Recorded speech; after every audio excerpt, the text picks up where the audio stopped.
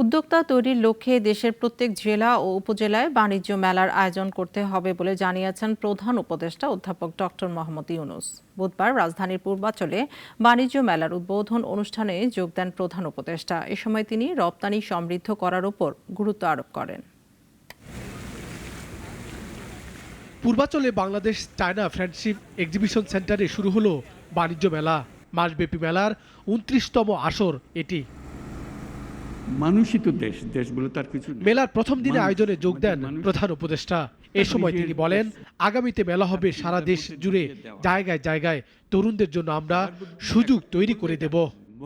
মানুষ মাত্রেই উদ্যোক্তা, শ্রমিক না। শ্রমিকটা হলো একটা বিপথে চলে যাওয়া। এটা মানুষের পথ না। মানুষের পথ হলো সৃষ্টি করা, নিজের মনের মধ্যে যা আছে তা সৃষ্টি করা, অন্যের হুকুমের সৃষ্টি করা না। এই মেলা একটা সুযোগ দেয় একজনেরটা দেখে আরেকজনের মাথায় সুরসুরি দেওয়া। এই সুযোগটা যেন আমরা গ্রহণ করতে পারি। ডক্টর মোহাম্মদ ইউনূস বলেন, ১৭ কোটি মানুষের একটি দেশ, যাদের বড় একটি অংশ হলো তাজা তরুণ তরুণী। এরকম শক্তি খুব বেশি দেশের কপালে নেই।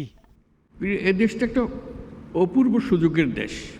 আমরা উত্তরাধিকার সূত্রে পেয়েছি অসংখ্য মানুষ, এবং তার মধ্যে বেশিরভাগ হলো টাটকা তাজা তরুণ। এরকম শক্তি খুব বেশি দেশের কপালে আসে নাই, আমাদের এসছে। অনেক তরুণ তরুণী কৃষি, হস্তশিল্প, কুটির শিল্প, আইসিটি সহ নানা খাতে ব্যবসায় ভালো করছে, আন্তর্জাতিক ব্যবসা করছে, ঘরে বসে সফটওয়্যার তৈরি করে বিক্রি করছে, যোগ করেন প্রধান উপদেষ্টা। আর রপ্তানি খাতকে সহজে সেবা দিতে কাজ করছে সরকার।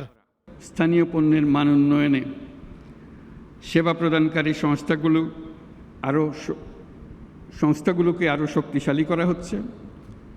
রপ্তানি সেবা প্রদানকারী সংস্থাগুলোর সক্ষমতা বৃদ্ধি, আধুনিক ও দ্রুততর সেবা নিশ্চিত করার লক্ষ্যে সংশ্লিষ্ট সংস্থার বিদ্যমান অবস্থা, সমস্যা ও সম্ভাবনা সংক্রান্ত গ্যাপ নিরূপণের জন্য সার্ভে করা হচ্ছে। প্রতি বছরের মতো এবারও বাণিজ্য মন্ত্রণালয় ও ইপিবি মেলার আয়োজন করেছে। মেলায় ছাত্র জনতার আত্মত্যাগের সম্মানার্থে তৈরি করা হয় জুলাই ও ৩৬ চত্বর। সাইদ আরমান, নাগরিক, ঢাকা।